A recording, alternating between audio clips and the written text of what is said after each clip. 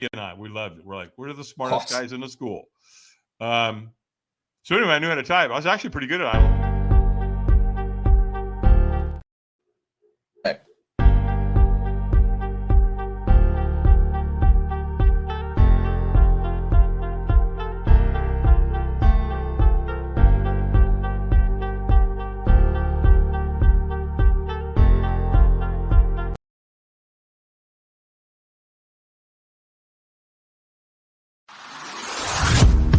Hey, I'm Amanda from Trifecta Fitness. We're proud to be Clarksville's new Get Fit headquarters. Trifecta Fitness is a state-of-the-art spin and strength training studio. Our spin studio is truly one of a kind in this area, complete with 20 state-of-the-art live fitness bikes and an incredible sound system. Our strength training is done in small groups of 6 or fewer, and all of our strength and spin classes are scalable for every level of experience. Come see us in the heart of Clarksville, just behind MAPCO at the corner of Old Trenton Road and Wilma Rudolph Boulevard. Call us for more info at 931-542-6265 or download our Trifecta Fitness app for a full list of upcoming classes. Welcome back. MisFitNation. MisFitNation.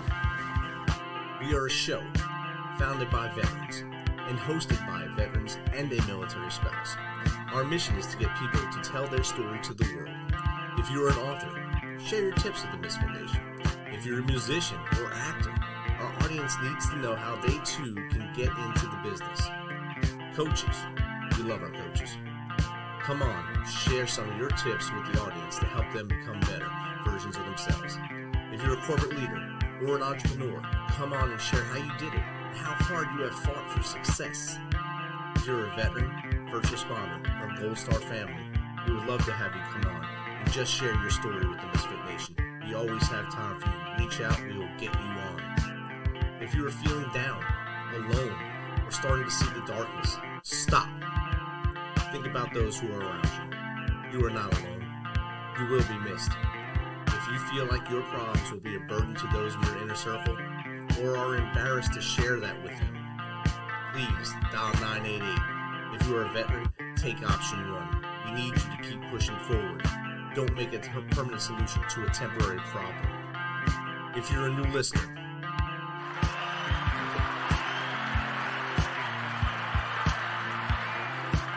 welcome to the Misfit Nation.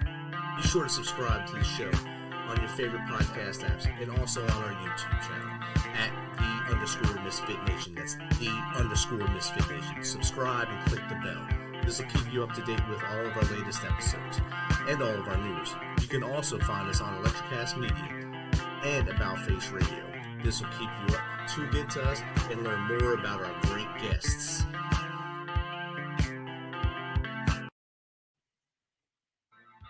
Tonight, I stopped for a second to thank all the line workers who are still working their tails off to reserve power and to restore power in Clarksville, Tennessee, Montgomery County, Tennessee. I also thank my back neighbor, Kurt, who helped me cut and drag the giant tree that fell from my yard into his today. The storm was no joke, but humanity is what it's all about. This is what stood out to me. Now, our next guest, Dave Albin, was born in 1954 at Queen of Angels Hospital, Hollywood, California. He was adopted by his aunt and uncle on his mother's side at the age of 5. His adoptive parents told him they were not his parents at the age of 11. Later that year, both his adoptive parents started drinking. That is when his life took a hard turn. He tried alcohol at the age of 12. By the time he was 14, he was experimenting with hard drugs. Grossly addicted to drugs and alcohol, he joined AA some 20 years later in June of 1988. This is when he was introduced to the personal development industry.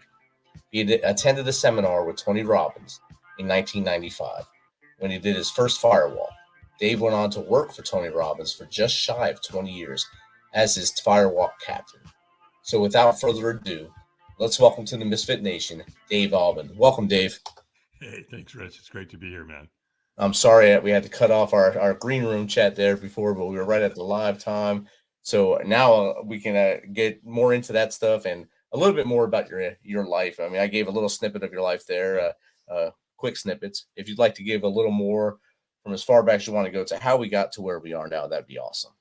Well, I think a lot of your listeners will appreciate that. You know, I came out of that baby boomer um, you know, group of amazing people, man, you know, because our parents, man, my parents and everybody I grew up with, parents saved this country, literally. So let's be really clear about that. And while some of our brothers and sisters were in Europe fighting the Germans, the Navy and the Marines were fighting the Japanese in the Pacific. So it was insurmountable odds, and yet here we are. And so I came from that heritage. I came from, you want to fight? Okay, we're going to fight, right? My mother, who gave birth to me, that you just talked about in Queen of Angels, she was Rosie the Riveter. Oh, wow. Right. So she was building airplanes. She was working for McDonnell Douglas. And so she was building planes. And bottom line there is that two months before I was born, my biological father, who was also a pilot, he had injured himself somehow in Korea. And to save his life, they put a plate in his head. And it saved his life, but it also took his life, Rich, because he was suffering from so much excruciating pain from that plate that he, used to tell my mom all the time, I don't know how much longer I can take this. 2 months out before I'm born, he turns to her and said, I'm going to the grocery store. And we never heard from him again. So I've never seen my dad. I don't know what he looks like. I've never found a picture of him, any of that. Very bizarre, but I just, that's how it ended up. So anyway, that just led to, growing up in that era, if you will. And so after I was adopted by my aunt and uncle, by my mother's sister, she couldn't afford me. She had 2 other sons. She was working at the Fremont, which is a big hotel, really nice hotel, actually, as a server in downtown Hollywood, right down from Grauman's Chinese Theater and Hollywood High School. And but she couldn't afford to take care of 3 boys. She couldn't feed us. And we were all with my grandmother. So there was 5 of us in a small 1-bedroom apartment. Right. So anyway, my aunt and uncle adopted me at 5. And by the time I was 11, that's when they started drinking. And things changed. That's all I can say. It changed, and it changed really fast.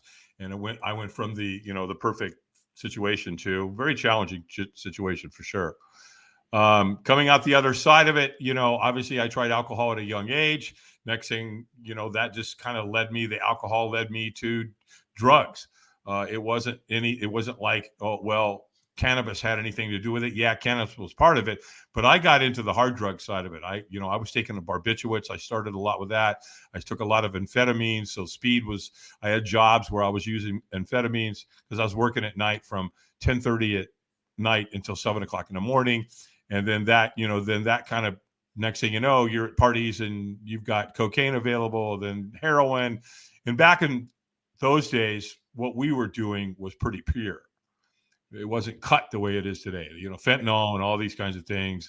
That wasn't back then. This stuff was we had, if you had good friends, they had friends who could get good quality drug, if you will. So, and that's how we operated back then. And like, I used a needle, but I never shared one, right? Something told me, you know what? I probably shouldn't share that needle with another human being. And I never did. Though the only challenge with that is that every time you want to go get blood, guess what? You can't, because it asks you, are you an intravenous drug user? And the answer is yes. Now, between you and I, if my family member was dying, I'd lie, right? So that's how that's played out. So anyway, once I got to the drugs, it was going to escalate and it was going to go downhill. It's a one-way path, man. Eventually, you're going to stop drinking. One way or the other, you're going to stop drinking eventually, right? So mine stopped 20-some years later after I started drinking at an early age. I was in my 30s. It was on June 8th of 1988. And I woke up that morning grossly addicted to drugs, very suicidal. I was in a lot of pain. I was just in a ton of pain, physical pain, emotional pain. I think by far was the worst part of it, just anguish, just beating you to pieces. And here's what if you go grab that pistol and put a bullet in your head, it's going to be over. It's going to be quick. You're not going to feel anything. And allegedly, all the pain's going to stop. Okay, that's what we think. Well, so here's what happens. I loaded my pistol. I put it in my mouth, and I'm ready to do this. And then I thought, I'm married to a woman who's got 3 kids. And I'm like, you know what I want to say. It's like, oh, all the 4 letters above, because that aftermath of that is they're going to see that forever. It's going to cause PTSD. Now, I didn't know that back then, but it's going to cause all kinds of problems because what do they say? And I've learned this and I believe it now. I didn't think about it at the time, but when we take our own life, man, the people who really dies there are the people around us. That is so, so painful, excruciating, because I've been there. I've been on the end of that. And I got to tell you, man, that's rough. And so we've got to find a reason to live. And so I got into the personal development industry as a result of all that, right? Because once I got to AA, I went to 4 meetings my first day, 12:30, 4:30, 6:30, and 8:30. Man, I'll tell you guys, if you got any addictions or you want to be around a group of people, even if you're feeling suicidal, go to an AA meeting, man. Go hang out with a group of people that will help you. They'll talk to you. They won't judge you. They're there to serve you. When I first got to AA, one of the coolest things I ever read in my entire life, this so resonated with me. Because in AA, right, you got the 12 steps. That's how you live your life. You got the 12 traditions. And that's everything. That's the group and how you live your life and how to operate out there. But in the preamble, it says, when anyone anywhere reaches out, I want the hand of AA to be there. And for that, I am responsible. Well, yippee-ki-yay. Look at what I just found. Purpose. And guess what? That can make all the difference in your life, because I believe, now having been in the personal development industry for 3 decades, the 2 most important times of your life is the moment you were born and the moment you figure out why. And there's nothing that says in that why that you have to take your own life. Because I know I was standing there.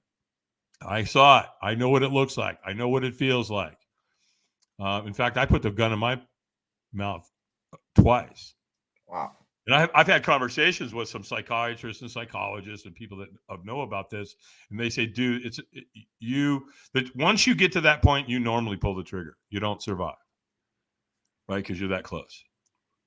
But again, in the moment, I'm not thinking about that. All I thought about is, damn it, if I pull this trigger, those kids are going to see this, and that's ugly, man, and you can't do that. That's wrong. Don't be a shithead here, man. You know what I mean? Don't do that to those kids. They're cool kids. You love them. You care about them. So then I was like, well, go out in the woods and do it. Right? Okay. That'll make it better. Yeah, that'll make it better. That way, maybe they'll see it. Maybe they won't. Right? It doesn't. Geographical change there doesn't cure the issue. You got to find a compelling reason to live, man. That's just it. One of my mentors said to me one time, he said, Dave, every single human has 2 lives. And the second one starts when you realize you have only one. Definitely. That's heavy right there. It's like, wow, okay, I like that. You gotta learn to live with your demons and the shit that happened to you, and yeah, that can be pretty hard, especially when you've seen, once you go up wars, it doesn't get any uglier than that. And that's, from that perspective, right? You gotta dig deep to ward off those demons that are telling you, what that's, it's trying to communicate with you, all that happened, right? Where you have to learn it's pattern interrupts, man. When that happens, when those thoughts come in, you have to move. You have to do something. You have to get up out of your chair. You have to go meditate, sound therapy, go listen to some really good music that you love. Take a walk, take physiology, get into meditation, get into yoga. I mean, get your ass up and move. And that will help counteract all the bad thoughts. Because physiology is everything. Your body will follow whatever's going on physically with your body. So if you're like, yes, and you move your body and take it in a direction, now your brain is moving. It's focusing on what's happening, right? Rather than the negative thoughts that were in the moment. So physiology and taking action works really, really, really well.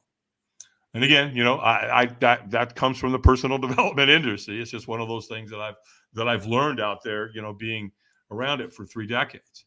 So so what happened after AA is that I loaned a buddy. By the way, I got sober in June of '88, June 8th of '88, and then in '95 I had loaned my buddy these motivational tapes and books that I had got from Tony Robbins.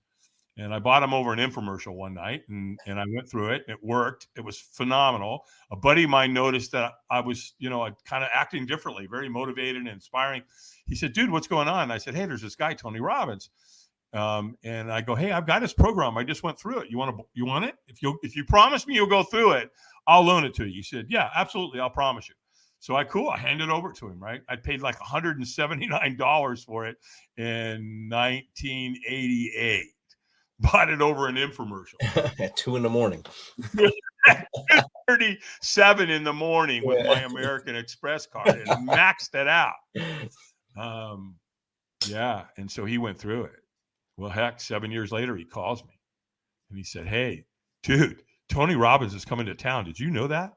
And I go, "No." And he goes, "Are you kidding me?" He goes, "Look, you got me into this shit. We're going, dude. You're going with me." And I'm like, "No, I get it. I'd love to. I'd love to go see this guy live. Absolutely." He goes, "Cool."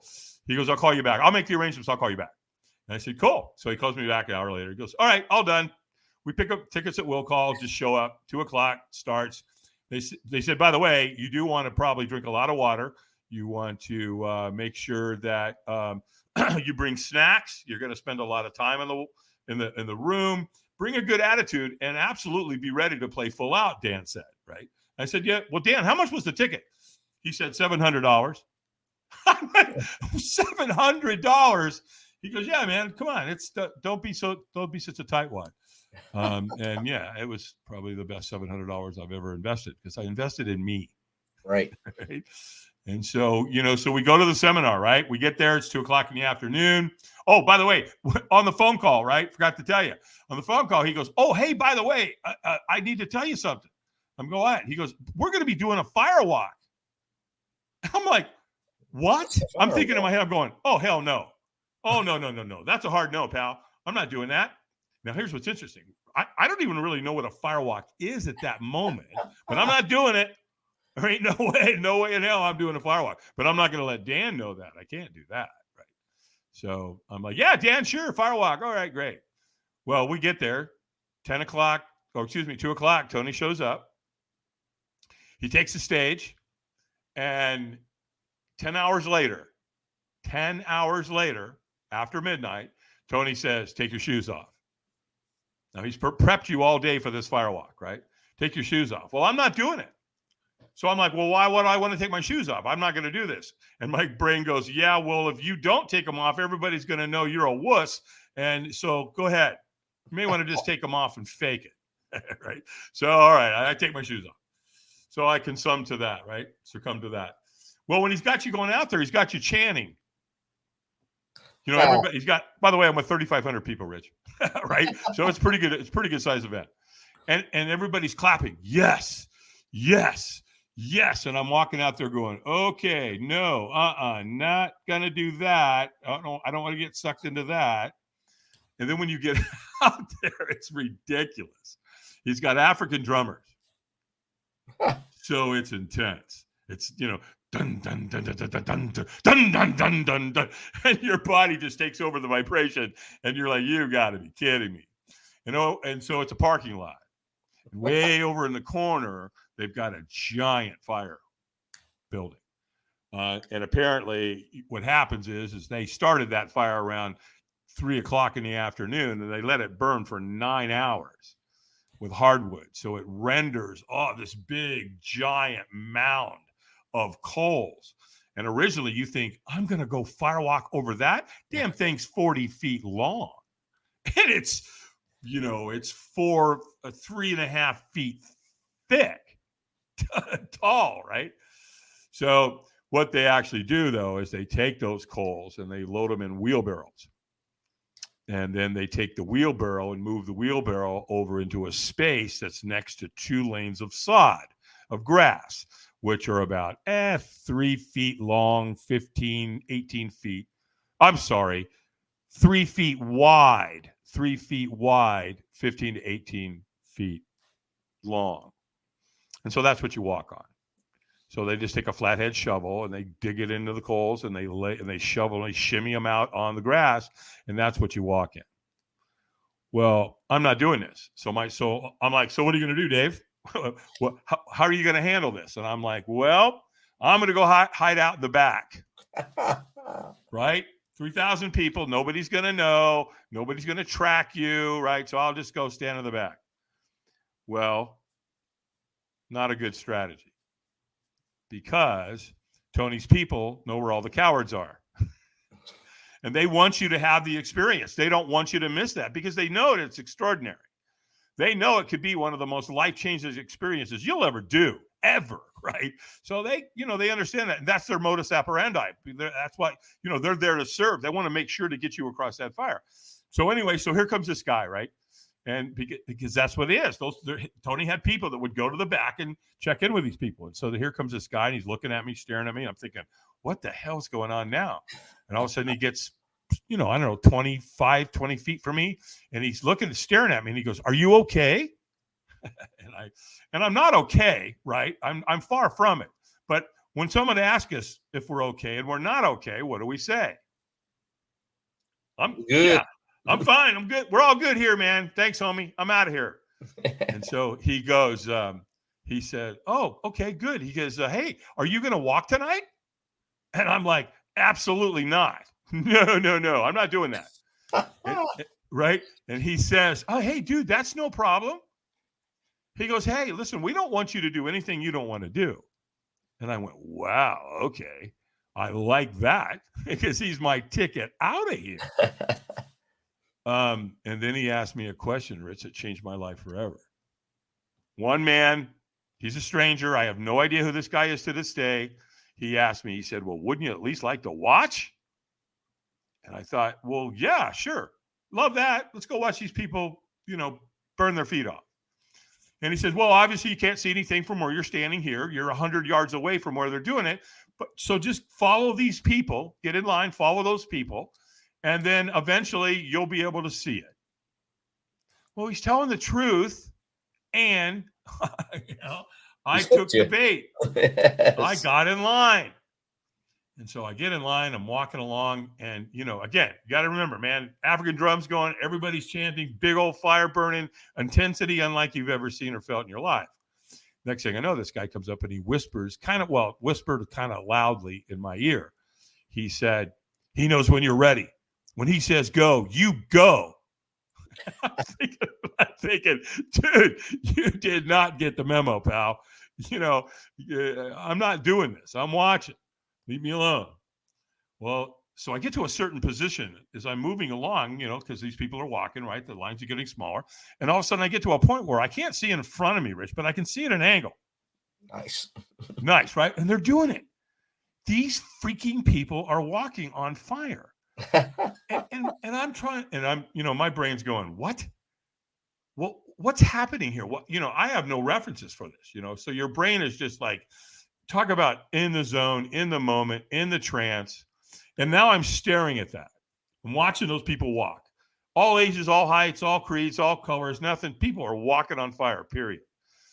And so you start to feel what that's really like, and what the gist of the whole firewalking thing has been over hundreds and hundreds of years on this planet. You start to feel the tribal side of the fire and the element, right? So the next thing I know, as I'm watching, guess where I end up? Front of the line. And so when I get there, I'm like, oh, geez, look where I am.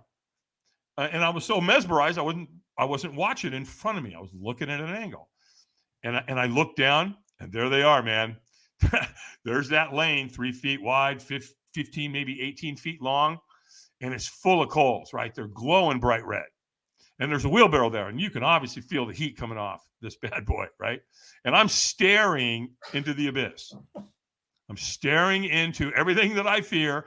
I spent 10 hours in a room for Tony Robbins. He told me for 10 hours, don't stare at what you fear. And what am I doing?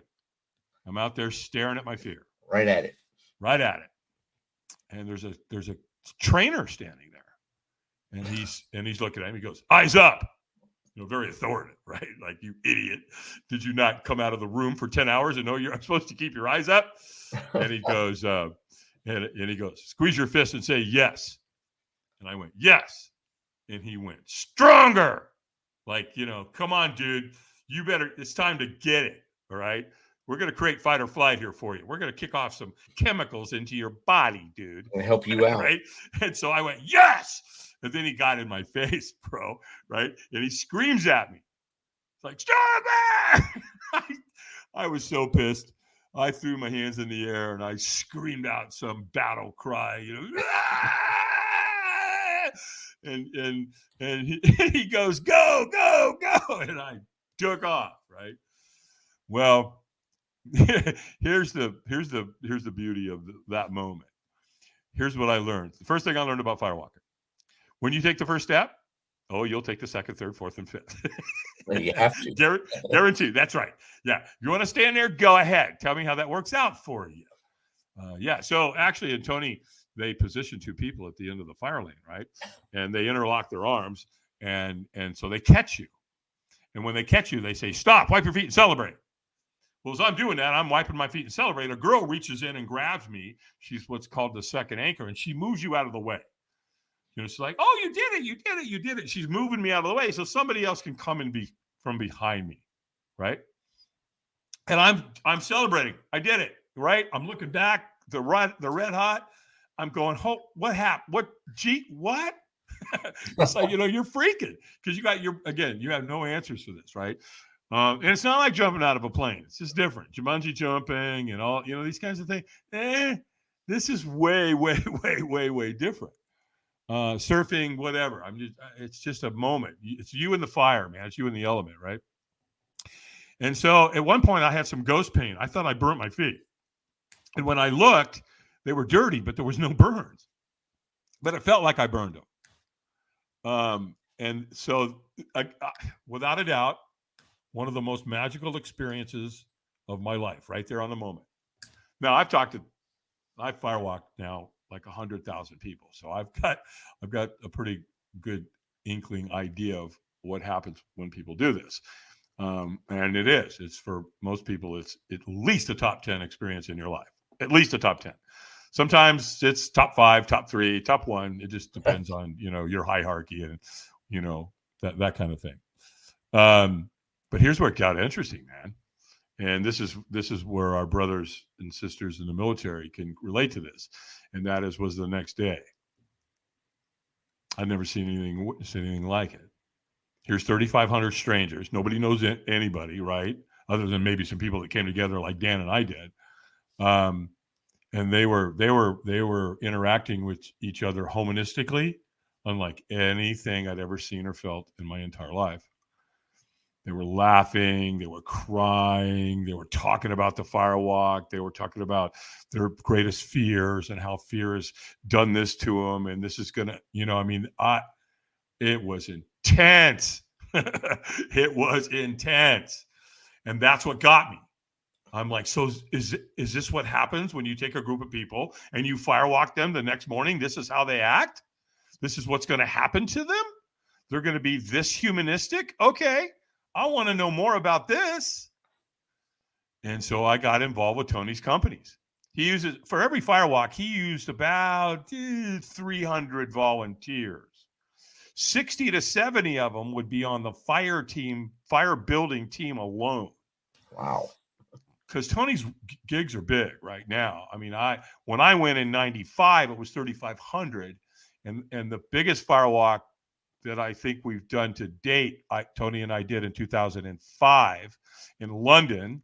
And we walked 12,300 people. Wow. Yeah, wow was right. Big number.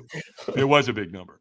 And now I say world record. Let me correct myself. Guinness was not there. However, show me another place where anybody's ever firewalked 12,300 people.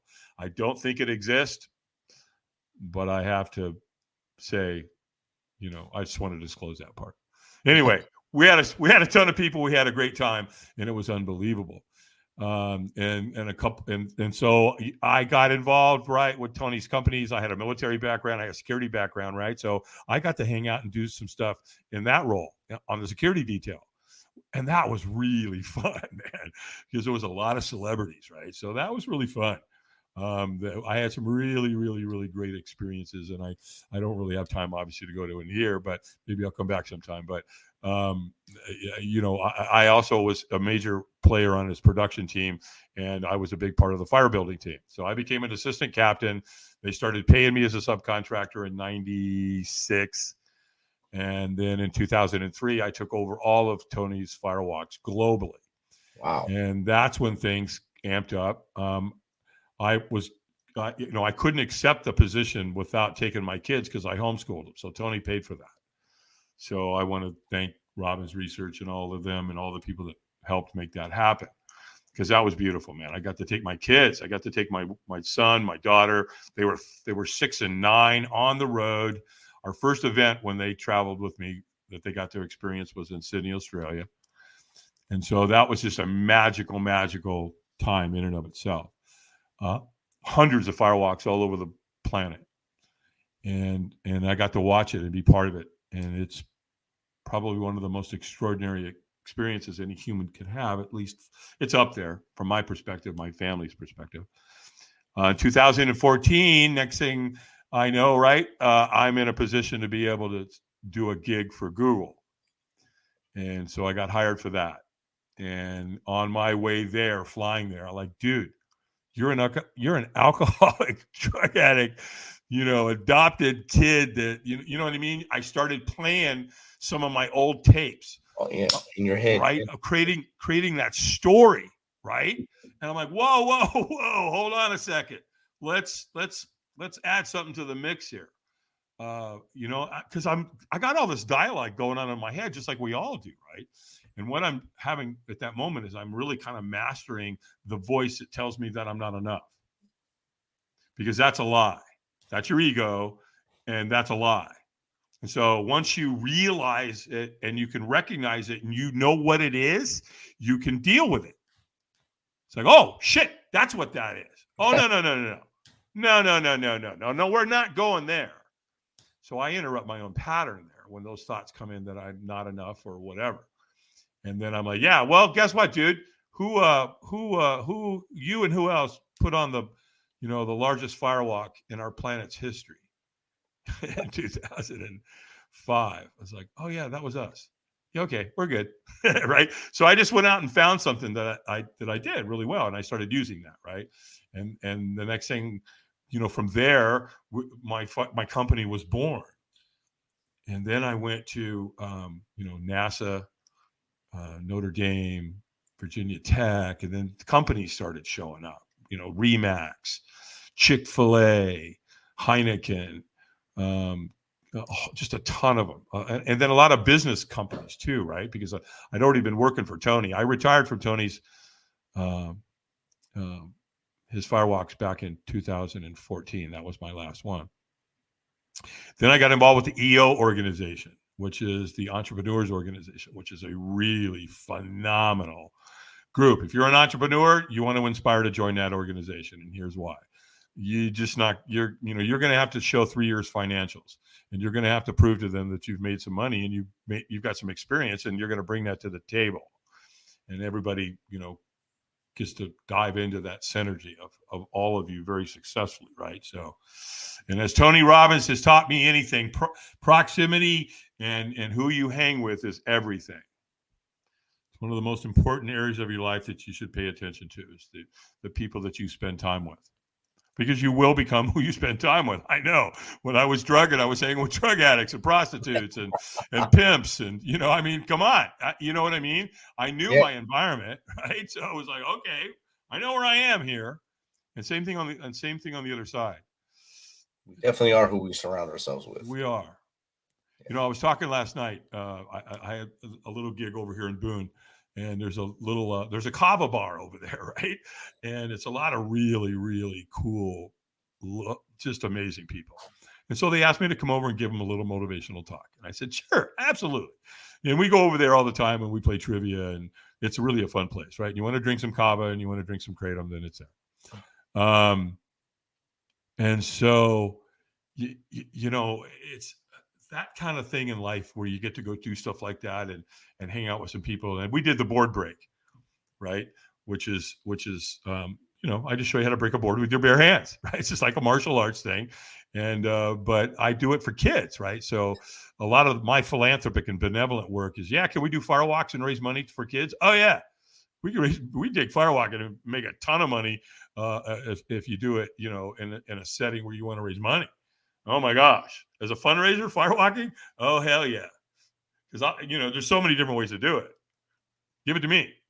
I'll walk it. All right. Let's make it 100 feet.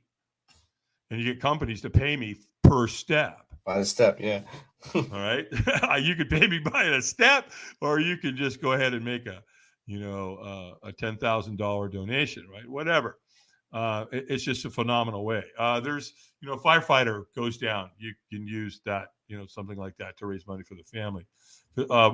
In my Firewalking Academy, by the way, it's okay to plug. In October, I'll be doing my last Dave Albin Firewalk Academy, and that's where you come to me. You spend a week with me, and I rock your world. Wow. And so if we have any vets out there, if we have anybody that would be willing to sponsor a couple of vets, I'm willing to open that up and give it to them, as long as I can cover their cost, and your sponsorship, whatever gets the recognition, I'm good with that. So, and this is cool because I'm going to teach you firewalking. I'm going to teach you all of it, the history, all the way back through, you know, the Tahitians and the people of India and the Polynesians and the Hawaiians and the Native American Indians and the Indo-Europeans. Yeah, they all use firewalking for just phenomenal growth and rite of passage and graduations and ceremonial, you know, spiritual ceremonial purposes. So it's pretty badass stuff. And then I teach you some really cool stuff for corporate America, or for businesses, for entrepreneurs, that you can create life-changing experiences. One of them's the glass walk. It's where I teach you how to walk on broken glass. The other one's the board break. Teach you how to break a board with your bare hands. I also teach the arrow break, where you put the arrow here in the soft spot of your neck and you step through and break it. And then we've got brick breaking and rebar bending for the more advanced classes and bigger firewalks, if you will. So anyway, the Academy's coming up October 5th. It's my last one. I'm retiring after this year. I'm 69 years old. So, right? I was telling that to the group last night, and they all laughed, right? I'm going, and you know what? When I was a teenager, I remember thinking, if I live to be 69, just about that time you learn what 69 means, right? Right. So it was fun, but it was fun. So yeah, so I'm gonna go out with a bang here with the last Academy, and I will do a firewalk, but if I have a thing I'm working on right now up here in the high country, I may be doing some full-time work, some firewalk stuff here locally, which I'm really excited about because that leaves me at home. My family's here, my kids are here, my grandkids. I got one coming, Charlotte Nice. Ray. Right. Yeah. Thank you, man. My granddaughter should be here in about 3 weeks. Man, Yeah, man. We're on it. Right. And as another a one to family, see my you home daughter. right there. Oh, God. I'm so proud of the parents. Oh, God. Avi and Jace are just killing it parent wise. I mean, they are stepping up and they are getting stuff done. And it's just a beautiful thing to watch. And, you know, if you get to be my age and you get blessed with a grandkid, okay, man, it doesn't get any better than that. You know, I use that joke everybody else uses about grandkids, and that is, if I'd have known they were this great, I'd have had them first. Right. Just get that Every whole step. grandparent, yeah, right. Every grandparent out there, you know, they get that. They can relate to that little statement. Definitely. So, yeah, so that's kind of where I am, right? So we've been doing that now, and it's been a really powerful way to continue my entrepreneurship, because I've been an entrepreneur since I was little, young, 9 years old. Used to sell flowers on a street corner. Nice. Seriously, man, no shit, right? So my mom had a green thumb, and in our backyard in Southern Cal in Long Beach, she had a big L-shaped garden in the back, and she grew flowers, man. And she grew hundreds, not thousands of flowers back there. There's a big space, right? And she was a grower. She knew it. She grew up in the Depression, man. They knew it. They didn't learn how to, growing food was not an option. If you didn't have it, you didn't. And mom learned how to do everything. Definitely. Everything. I think that whole generation did. So, yeah. And you didn't throw anything away. You fixed it. You respected everything. You respected everything. Exactly. You sewed your own clothes. So life was different. No doubt about it. So my mom was like, I'd go, young age, come into the kitchen. She's like, what are you doing? I'm in the kitchen. What are you doing in here? Well, and if she was cooking or doing it, she's like, look, I'm busy. You're welcome to come in, but you're going to help me. And I'm going to teach you about the kitchen. And I went, okay, well, I think that's that's a good skill set. That's come in handy. Mom did. Mom taught me everything. She taught me how to clean, how to sew, how to cook, how to clean a bathroom spotless with comment. And you make it shine. You know what I mean? So details, very, very detail oriented. She would have, she was married to a military officer. So she'd go inspect the bathroom when I cleaned it. And she never failed me because I really understood what she wanted. I got it. I understood. Right. And so I took that into the work ethic. So the flowers, though, mom was just growing flowers. And during this, during the cutting season, right, she'd cut them. And, she did something really cool, Rich. She'd cut them at an angle. Right. And so that opened up the surface area so it could get more water in. So they'd last a little longer. Right. And then she knew how to match the colors. Oh, my God. She was a master. And so she put them in bundles and she'd put a rubber band around for me. And then she put them in a bucket. And then here's the secret. Literally. And this is a secret. And if you use it, you'll love it. And that is she put a little bit of 7-Up in the water. Huh. Dude, do you know what that did? So men mostly. There was a few women that would buy flowers from me. Got to buy them from me, right? And they were buying them from me versus you could go to the florist, right? But the florist ones weren't lasting as long. Yeah, well, if you cut it at an angle, put a little sugar to water, they will.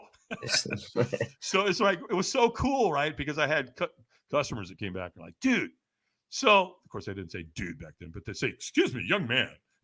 Right? That's what you talk back then. Yeah. Hey, young man, your flowers last a long time. My wife loves that. But what's one couple of people actually asked me? I actually went in and told them. The other entrepreneurial job I had too, Rich, was I was a paper boy. Oh yes. Right. What a cool job, you guys. Oh my God, what a cool ass job. Right. You got a really cool bicycle. It's got these, these saddlebag rack on the back, right?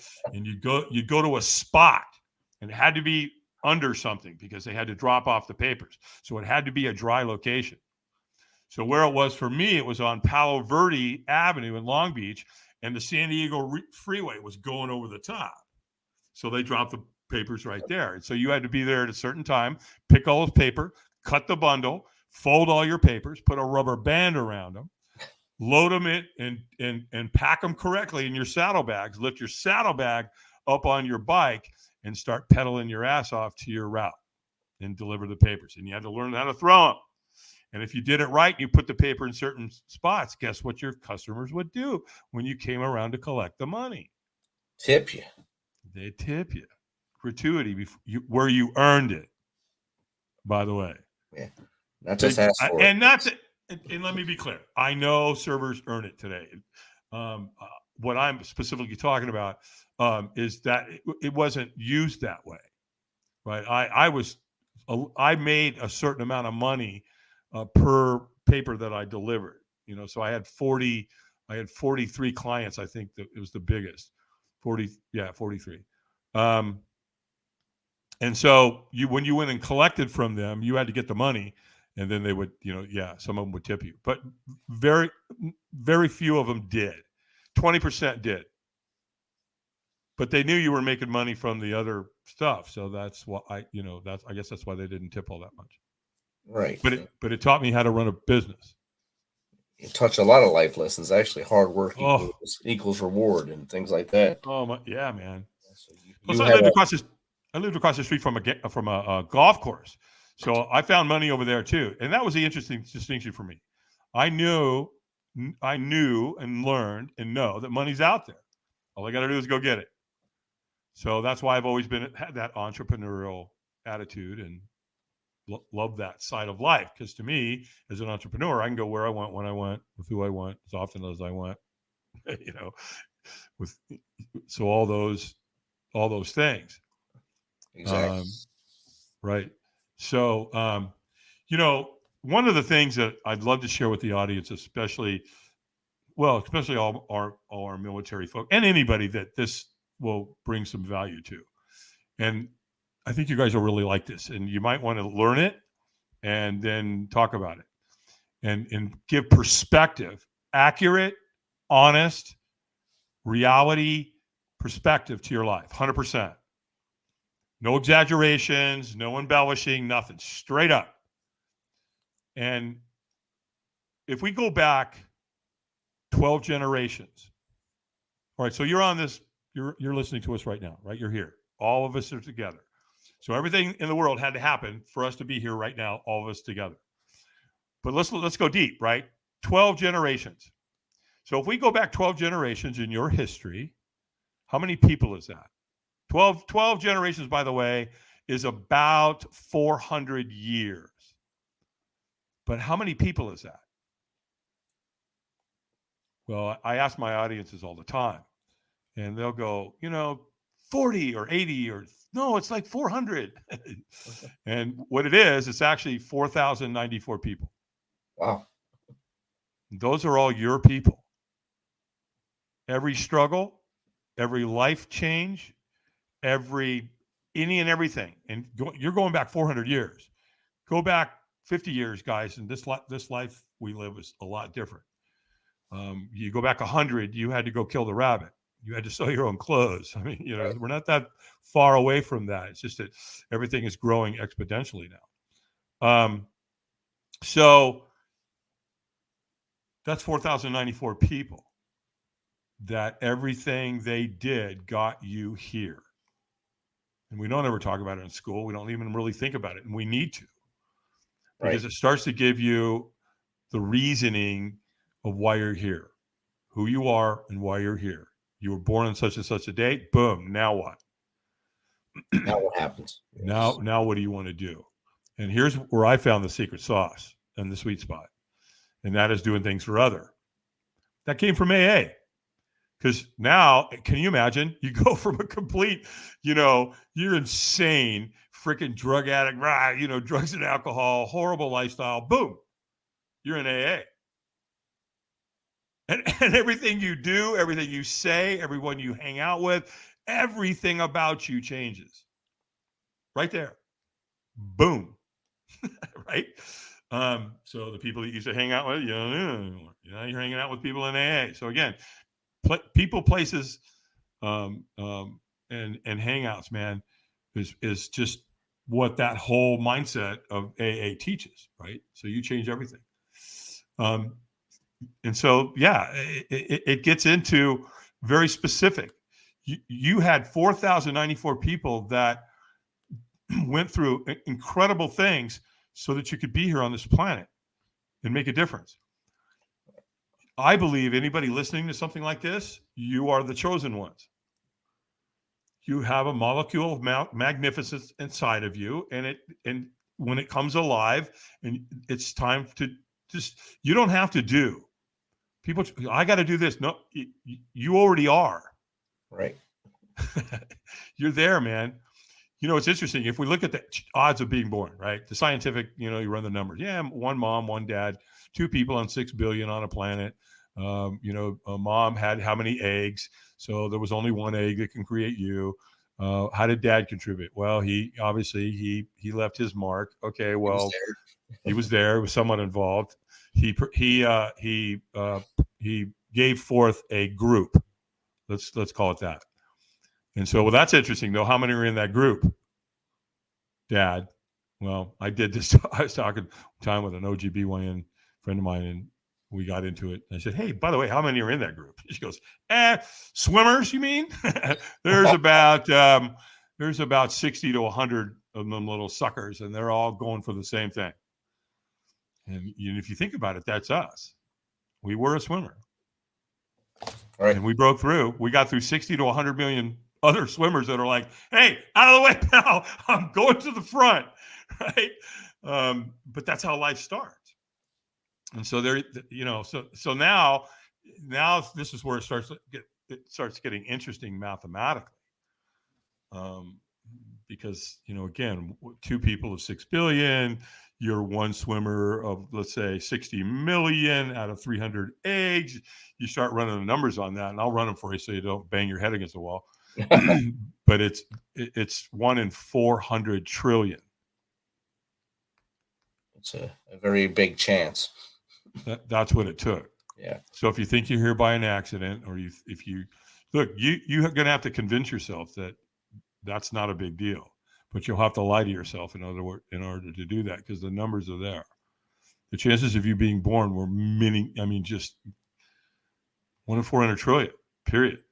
And then you got 4,094 people that are out there that got their asses handed to them that you could be here right now and rise up. One thing I recommend to all people is, man, get off social, or get off the mainstream media. Definitely. Yes. Go to podcasts. Go learn from people, real stuff, right? Like Come hang out on the MisFitNation. Yes, sir. 100%. Definitely. This has been phenomenal, man. Definitely. And so I'm just honored to be here, man. And I hope I said something that encouraged you, inspired you, whatever. But I would tell you that if you ever want, and if it's okay with Rich, he can give out my number and my contact info. And if you want to talk, let's talk. If you're a vet, that is. Definitely will. I'm sure they'll reach out to you. That'd be cool. Awesome. And I mean, you're the 5th person I've had on the show, I think 5th or 6th now, that was at that point of darkness where it almost ended.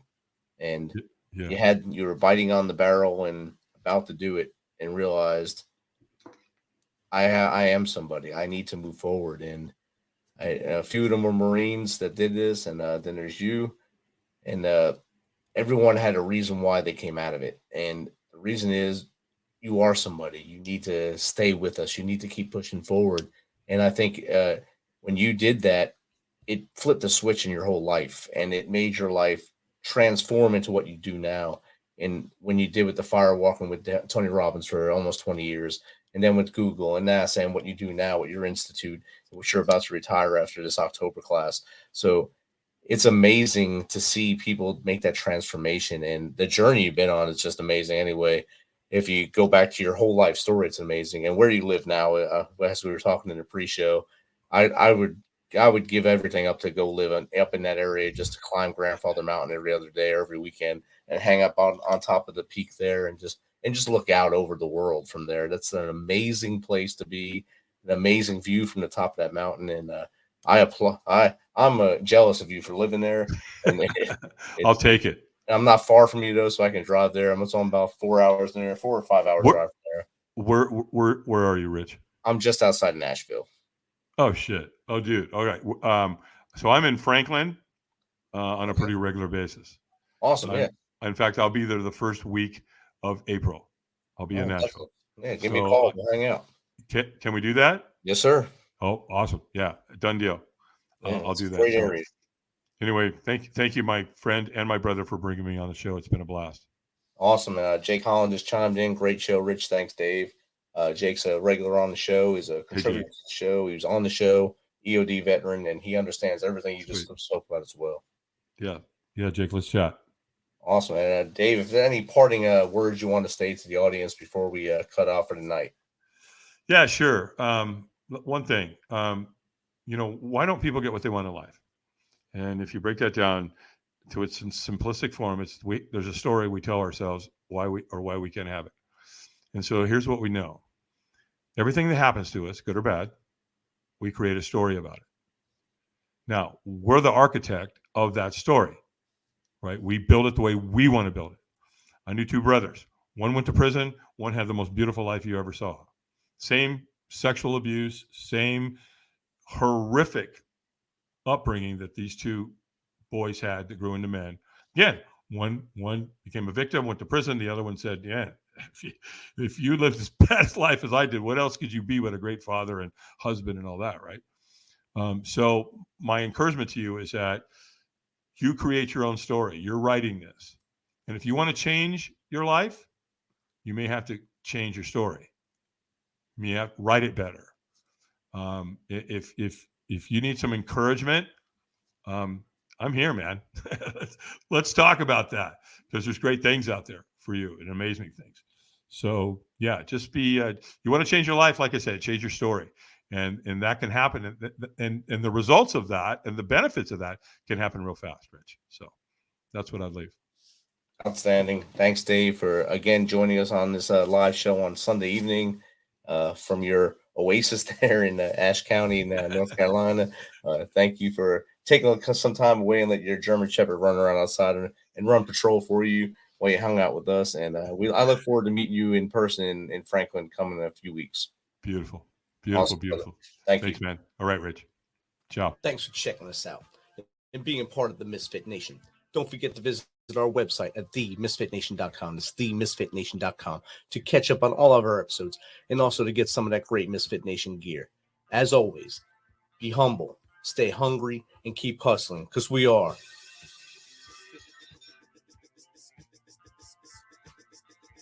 Misfit Nation.